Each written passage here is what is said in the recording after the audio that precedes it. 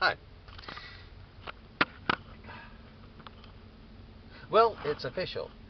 After 4 years of intense study of Islam on the internet, I've come to the conclusion that the reason why terrorism, or as they call it, extremism, is so common within Islam over every other religion put together is due to the fact, well, due to the reality of Quran 9:111.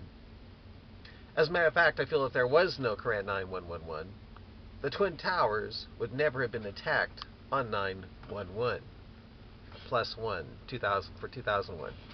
There'd be no 9/11. There would have been no September 11th, 2001.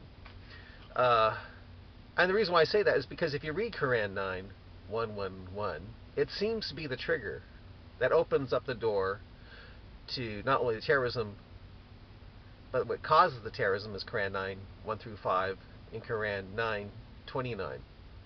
In Quran 9:1 through 5, it tells Muslims to break peace treaties and rise up and slay non-Muslims after forbidden months. And Quran 9:29 tells Muslims to fight those pagans, even if they are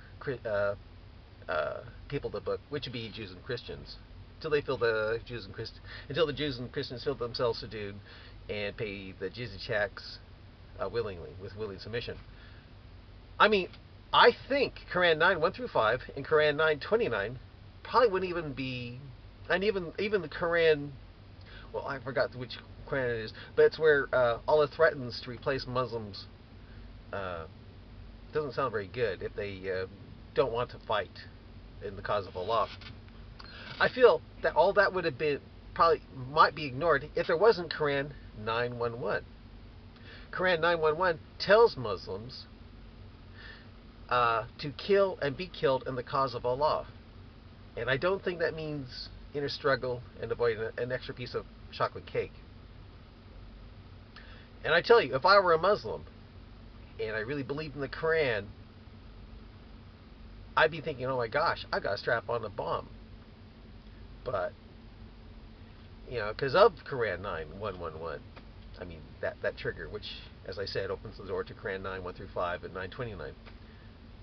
But the reason why I don't strap on a bomb, besides being a person of the book, is that the Quran has enough doubt that keeps me from doing it. The Quran says it's a confirmation reminder of that which went before it, which is the Bible, the Torah, the Injil. Again, the Bible. And if you read the Bible and the Quran, they do not confirm each other at all. I mean, they're like matter and antimatter. They totally cancel each other. They just, the Bible says Jesus died on the cross for your sins. Quran says that it was actually an imposter. That Jesus used the power of Allah to transform an imposter to go on a cross, and therefore create Christianity while Jesus was taken up to heaven to be with Allah.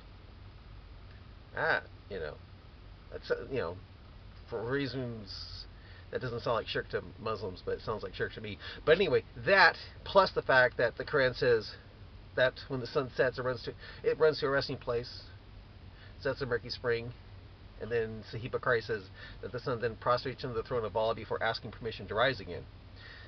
That keeps enough down to me to keep me from strapping on a bomb. You know what I mean? But anyway, if you're a Muslim and you're watching this, and you think, wait a minute, no, Quran 9:111 is not the trigger that creates terrorism. Can you give a great explanation as to why? Can you do it without performing taqiyya, which is basically line for Allah, thanks to Quran 328 and 6106. You know what I mean? Plus Muhammad saying, where's the seat?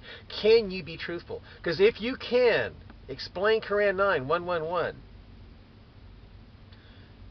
and do it in such a way which shows that it's not the trigger that creates the terror of Quran 9:1 through 5 and Quran 9:29, and then which would then went into 9/11 plus 1 for 2001.